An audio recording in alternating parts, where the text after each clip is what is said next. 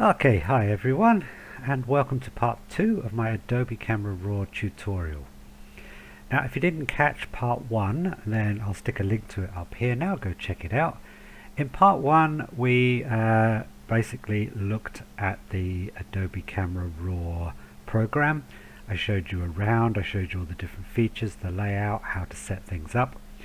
And we also had a look at the basic tab here and all of the basic adjustments that you have. Okay, so in part 2 we're going to look at the histogram and how you can use this histogram in your editing, and we're going to look here at the curve and the detail tabs. Okay, so let's get started. Now let's just close this a minute. One thing I will also show you, I showed you in the last one the profile tab and how you can set the color profiles. Okay, but also if you go over to here and click this area here called browse profiles, it gives you some more options actually. So yeah, here are the ones that we've seen already, and if you hover over them it will give you a preview of how it will look, which is quite handy. But you've also got camera matching. Okay, now depending on which camera you've taken the photos in, I took this on a Canon camera. Camera RAW will also load the color profiles from your camera. Again, if you just hover over them, it will give you a preview. And also down here you've got some other options. You've got artistic, black and white, so you know, rather than just a standard black and white, you've got a variety of black and white options, which is quite useful, I will admit. Modern, again, yeah, and vintage. So you've got more options there if you select this browse profile. Otherwise just click this to go back and go back to your main panel. Okay, so let's open our basic tab, and go back to all of our basic adjustments. Okay, so let's look at the histogram. If you're not sure what the histogram is a graph representing the tonal range of your image. So essentially what it's doing is showing you all of the tones from dark to bright across your image, and these are all the colors that are within those areas. So the graph starts at 0, and 0 is complete black. 0 is essentially your shadows. Okay, and 255 at the other end, that represents your highlights, and 255 would essentially be completely white. Okay, so anywhere in between, basically 0 from 255. So you can think of the left side as your shadows, the right side of your highlights, and the middle are your midtones. So in colors you can think of the left side as your blacks, the right side as your whites, and the middle are your grays. So gray is a midtone color, black are shadows, and whites are highlights. Okay, see, you can see blacks, whites. Doesn't tell you the middle bit, but the middle bit is are typically grays, and grays are midtone colors. Okay, now the graph here shows you from 0 to 255. So if we pick a point here, say for example, say for example that's 50. In this part of the graph it's showing you how many pixels there are and what color pixels are there. Okay, so you can see in this image, for example, there is a lot more detail in the mid-tone area and very little detail in the shadow area. Now there's some shadows down here on the left, but they're not that dark, and there's also very little detail in the highlights. So most of the detail is in the mid-tone areas, which if you look at this picture you can see there's a lot of kind of mid-tone colors, nothing too bright, nothing too dark. So it's quite an even picture. Many would tell you that this is an almost perfect histogram. Well, it very much depends on your image. For this kind of an image, it does show you that this picture has been exposed well. Okay. Now you can use the graph to make your adjustments. Okay. So up here on the left, you can see, it's hard to see, but right up in the corner there's a little triangle, and when we highlight it, it comes up and it tells you, here we are, that it's the shadow clipping warning. If we click that to highlight it, now what it will do is it will tell you when we have, basically when you clip your shadows, you are pushing it below 0, and anything below 0 is going to be completely black. Okay, it's going to be no detail there whatsoever, it's just going to be completely black. So if now I slide my black slider down to darken, now can you see all these areas that are coming out in blue here?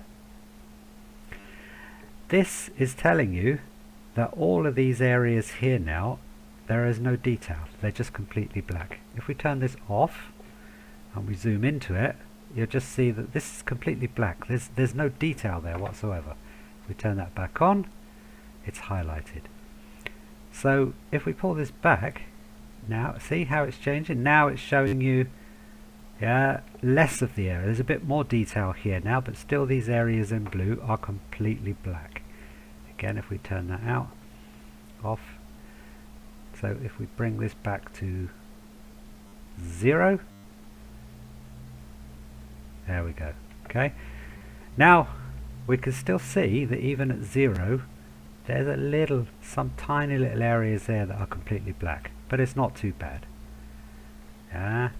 Also over here we can see, so this is an indication that these areas are underexposed, that they're too black, but given where it is now, it's really not a big deal, to be honest. But if you wanted to change that, then you would pull the blacks up more. So what you can do is zoom in like this, pull the blacks up until everything completely disappears. Okay, and what you also see here, there's no big spike at the end too. That's also an indication. If we pull this back to 0, there's a tiny spike there. It's a bit of an indication that this graph goes off the edge and it's been chopped off, basically. That's what it means by clipping. So if we wanted to be a perfectionist and make sure that none of these areas were clipped, we could pull that up to 30. Now if we pull that up to 30, you can see there's no blue areas. Now some are quite small, so a little trick that you can use is if you hold down the Alt key on Windows and then click and pull this button, you can see, if we pull back now, it will white out the image, and now it will only show you the clipped areas in all these different colors. All these different colors are now indicating areas that are clipped. So if you wanted to make sure you had a completely white,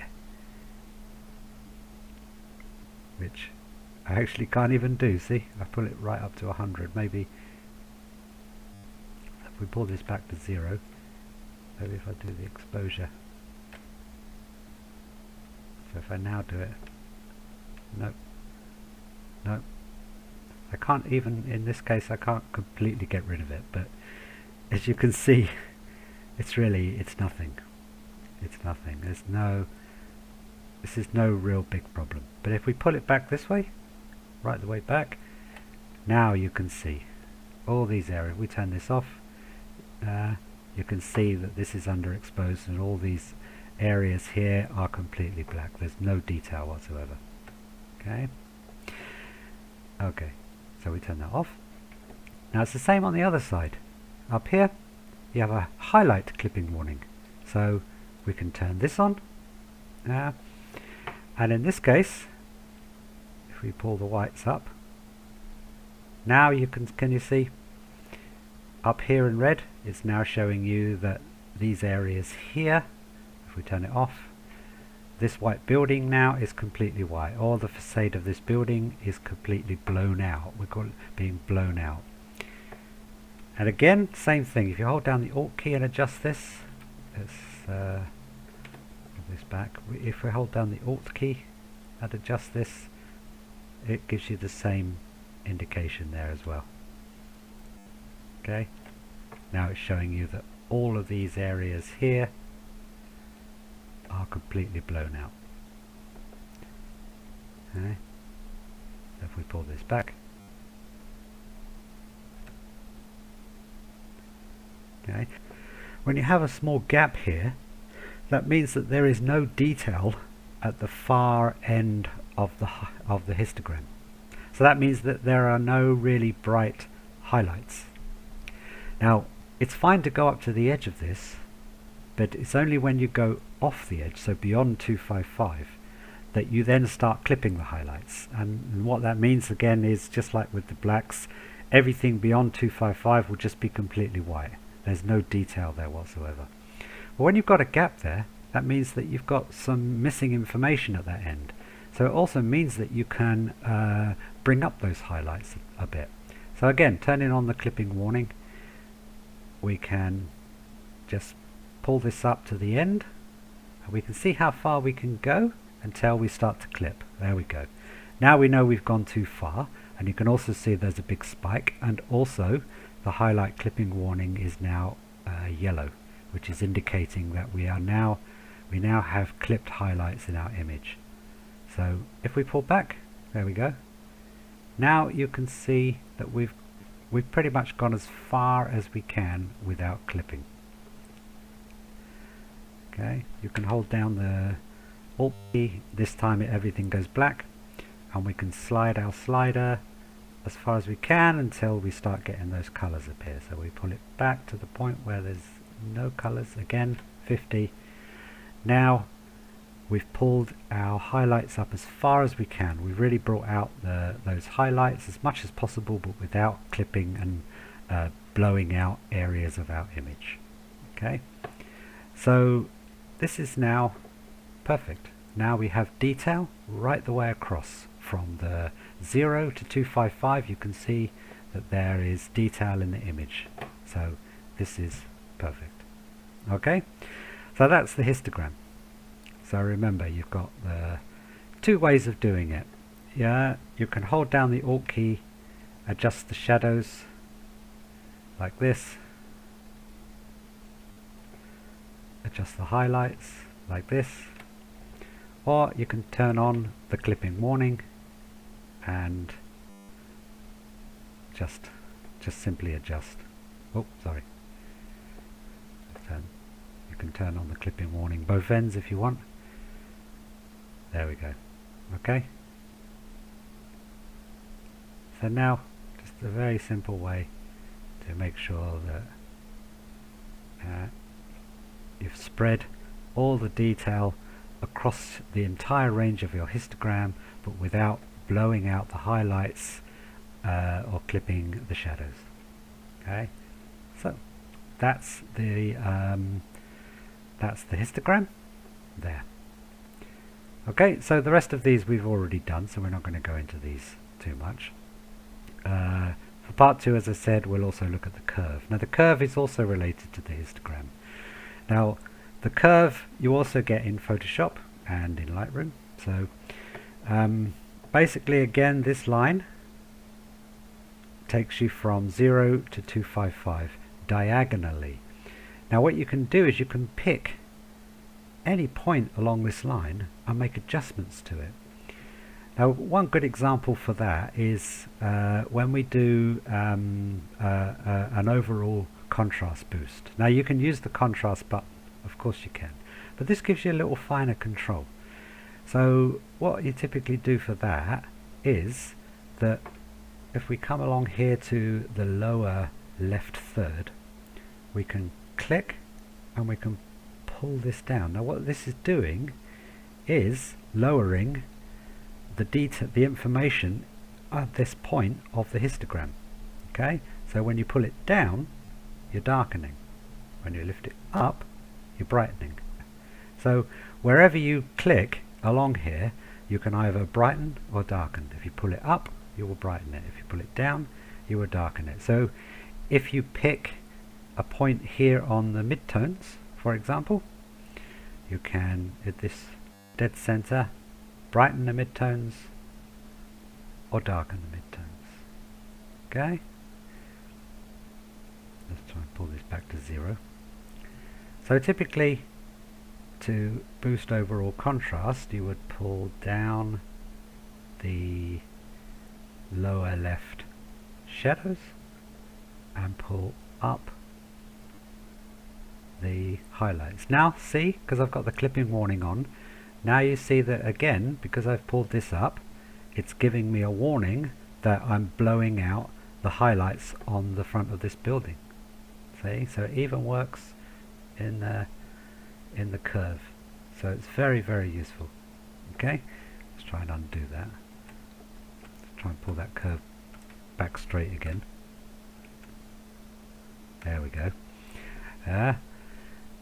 So again, let's go up to our highlights. Now you see, I've pulled up there, I'm starting to blow out my highlights. So if I pull down just a touch, there you go, I can go up to there and my highlights are not blown out. If I've got my clipping warning on too, I can do the same thing here. So again, I can pull down here. See, if I pull down too much, you see I'm starting to clip the shadows. So if we typically, you just want to do it a touch. But what's good about this is that you can adjust each side rather than just boosting the overall contrast with the slider.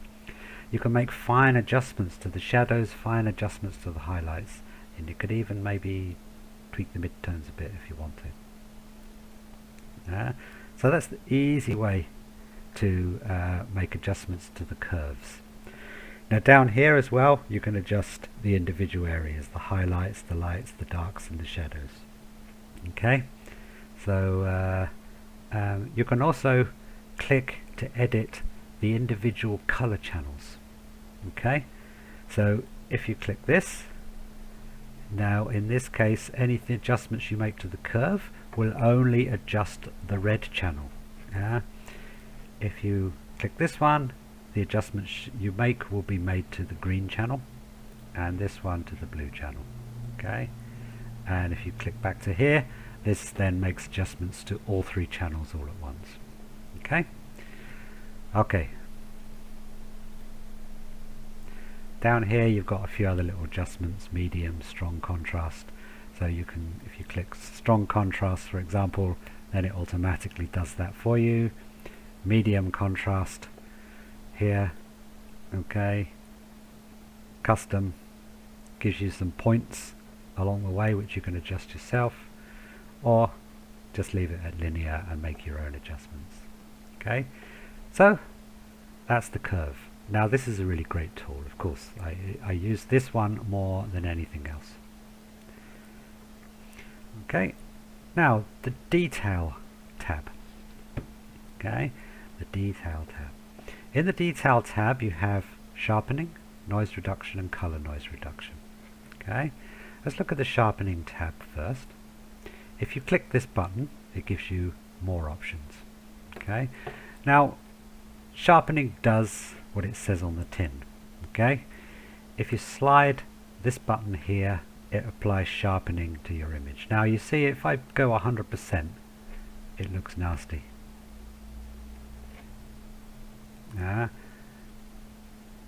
But just to give you a bit of an idea. Okay, now you have 3 other extra adjustments here. You can choose to just use the sharpening tool like this, or you can choose to make some finer adjustments here.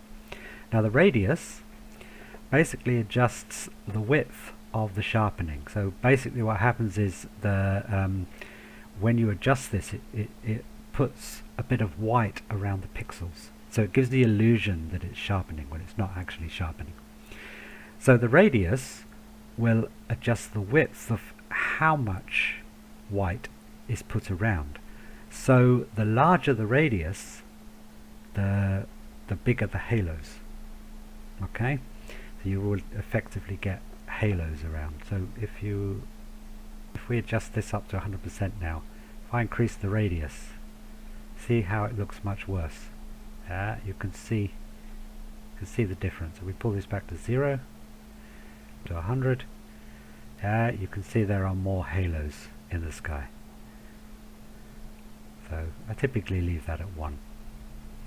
Detail adjuster again does the same thing. It starts to sharpen the detail more so, but again, pull it right the way, it looks ugly. I tend to leave that again at its default. Now the one that's really important, the one you really want to know about, is masking. Okay, so simply put, masking will, you can think of masking as masking tape. When you're painting your house, there are all of the windowsills, all of the cupboards, and all these places that you don't want paint to get on. You put tape over it, and then you can paint away, and the tape will protect those areas from being painted. Masking tool does the same thing. You can selectively mask areas that you don't want to make adjustments to. Okay? Now the way to do this simply is to slide the masking tool. But to know which areas you've masked, again, hold down the Alt key, slide this tool. Okay? Now the areas that are black are masked, and these are the areas that will not be affected by your adjustment. And the areas in white are unmasked, and these are the areas that will be affected by your adjustment.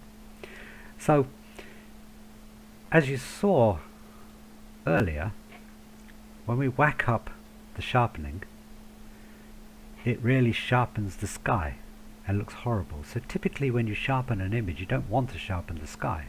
You want to sharpen the buildings, you want to sharpen areas around it.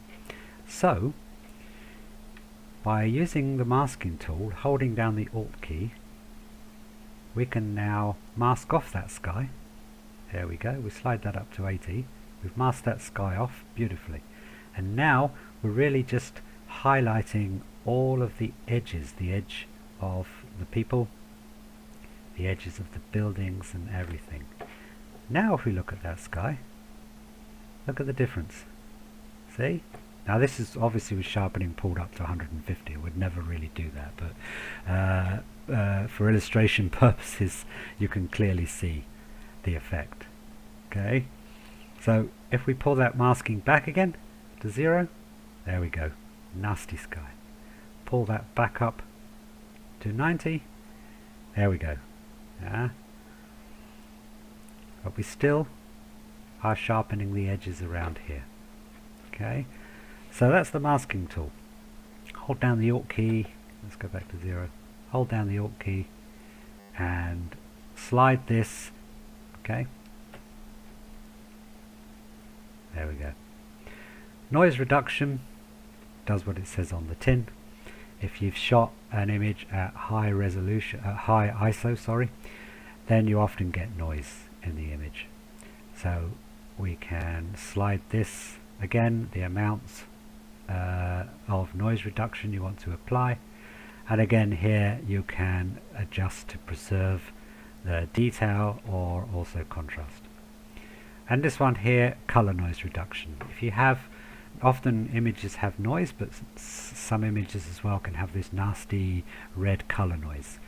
So with that, again, same thing really, just adjust the amount and adjust the detail and the smoothness there. Okay, no need to go too much into that because it's pretty obvious what it does. Okay, so that's it for part 2 of the Adobe Camera RAW tutorial. Hope you found this useful, and if, as I said earlier, if you hadn't seen part 1, then go check it out, and okay, and catch you in part 3. If you liked this tutorial and you found it useful, I'd be really grateful if you give it a like, and if you haven't subscribed already, please subscribe and check out some of my other videos. Okay, thanks for watching. Catch you later.